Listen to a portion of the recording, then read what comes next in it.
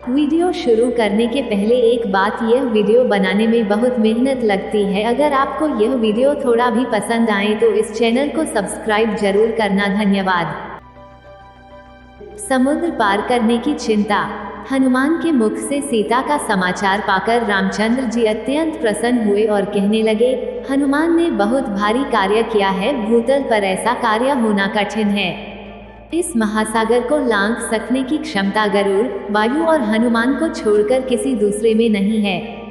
देवताओं, राक्षसों, यक्षों, गंधर्वों तथा दैत्यों द्वारा रक्षित लंका में प्रवेश करके उसमें से सुरक्षित निकल आना केवल हनुमान के लिए ही संभव है।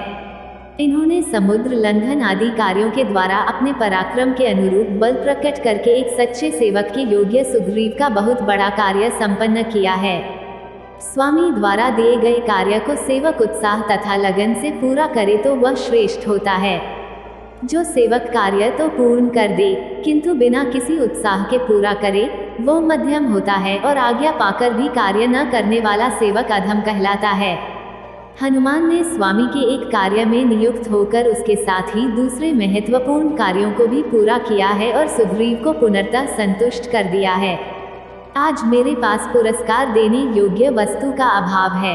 यह बात मेरे मन कसक उत्पन्न कर रही है कि यहाँ जिसने मुझे ऐसा प्रिय संवाद सुनाया, उसका मैं कोई वैसा ही प्रिय कार्य नहीं कर पा रहा हूँ। अतः इस समय मैं इन महात्मा हनुमान को केवल अपना प्रगाढ़ आलिंगन प्रदान, अपना सर्वस्व से समर्पित करता हूँ। ऐसा कहते कहते श्री रामचंद्र जी के अंग प्रत्यंग प्रेम से पुलकित हो गई और उन्होंने अपनी आज्ञा के पालन में सफलता पाकर लौटे हुए पवित्रात्मा हनुमान जी को हृदय से लगा लिया। फिर थोड़ी देर तक विचार करके रामचंद्र जी ने सुग्रीव से कहा, हे वानर राज, जानकी की खोज का कार्य तो सुचारू रूप से संपन्न हो गया, किंतु समुद्र की दुस्तरता का विचार करके मेरे मन का उत्साह पुनः नष्ट हो रहा है। महान जलराधि से परिपूर्ण समुद्र को पार करना अत्यंत कठिन है। यह कार्य कैसे हो पाएगा? राम को इस प्रकार चिंतित देख सुग्रीव ने कहा, वीरवर, आप दूसरे साधारण मनुष्यों की भांति क्यों संताप कर रहे हैं? जैसे कृतघ्न पुरुष सौहार्द को त्याग देता है, उसी प्रकार से आप भी इस संताप को त्याग दें। जब सीता जी का पता लग गया है तो मुझे आपके इस दुख और चिंता का कोई कारण नहीं दिखाई देता। मेरी वानर सेना की वीरता और पराक्रम के सामने यह समुद्र बाधा बनकर खड़ा नहीं हो सकता। हम समुद्र पर पुल बनाकर उसे पार करेंगे। परिश्रम और उद्योग से कौन सा कार्य सिद्ध नहीं हो सकता।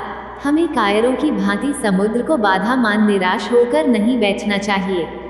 सुग्रीव के उत्साहपूर्ण शब्दों से संतुष्ट होकर राघव हनुमान से बोले, हे वीर हनुमान, कपिराज सुग्रीव की पुल बनाने की योजना से मैं सहमत हूँ। यह कार्य शीघ्र आरंभ हो जाए, ऐसी व्यवस्था तो सुग्रीव कर ही देंगे।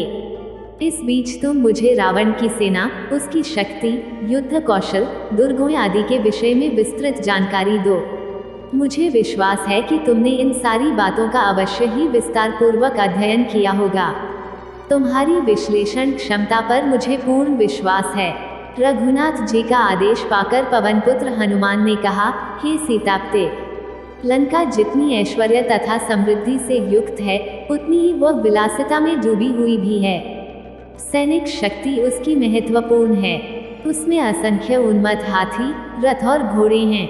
बड़े बड़े पराक्रमी योद्धा सावधानी से लंकापुरी की रक्षा करते हैं। उस विशाल नगरी के 4 बड़े बड़े द्वार हैं।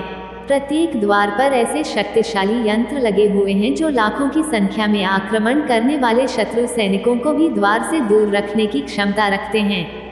इसके अतिरिक्त प्रत्येक द्वार पर अनेक बड़ी बड़ी शतघनी तोप रखी हुई हैं जो विशाल गोले छोड़कर अपनी अग्नि से समुद्र जैसी विशाल सेना को नष्ट करने की सामर्थ्य रखती है। लंका को और भी अधिक सुरक्षित रखने के लिए उसके चारों ओर अभेद्य स्वर्ण का परकोटा खींचा गया है। परकोटे के साथ साथ गहरी खाइयां खुदी हुई हैं जो अगाध जल से भरी हुई हैं। उस जल में नक्र, मकर जैसे भयानक हिंसक जल जीव निवास करते हैं। परकोटे पर थोड़े थोड़े अंतर से बुर्ज बने हुए हैं। उन पर विभिन्न प्रकार के विचित्र किंतु शक्तिशाली यंत्र रखे हुए हैं। यदि किसी प्रकार से शत्रु के सैनिक परकोटे पर चढ़ने में सफल हो भी जाएं तो ये यंत्र अपनी चमत्कारिक शक्ति से उन्हें खाई में धकेल देते हैं। लंका के पूर्वी द्वार पर 10 सहस्त्र पराक्रमी योद्धा शूल तथा खड्ग लिए सतर्कता पूर्वक पहरा देते हैं। दक्षिण द्वार पर 1,00,000 योद्धा अस्त्र शस्त्रों से सुसज्जित होकर सदैव सावधानी की मुद्रा में खड़े रहते हैं। उत्तर और पश्चिम के द्वारों पर भी सुरक्षा की ऐसी ही व्यवस्था है। इतना सब कुछ होते हुए भी आपकी कृपा से मैंने उनकी शक्ति काफी क्षीण कर दी है, क्योंकि जब रावण ने मेरी पूंछ में कपड़ा लपेटकर आग लगवा दी थी तो मैंने उसी जलती हुई पूंछ से लंका के दुर्गों को या तो समूल नष्ट कर दिया या उन्हें अपार क्षति पहुंचाई है। अनेक यंत्रों की दुर्दशा कर दी है और कई बड़े बड़े सेनापतियों को यमलोक भेज दिया है। अब तो केवल सागर पर सेतु बांधने की देर है, फिर तो राक्षसों का विनाश होते अधिक देर नहीं लगेगी। इसके आगे की कहानी आपको आने वाली अगली वीडियो में देखने को मिलेगी। यह वीडियो देखने के लिए धन्यवाद दोस्तों।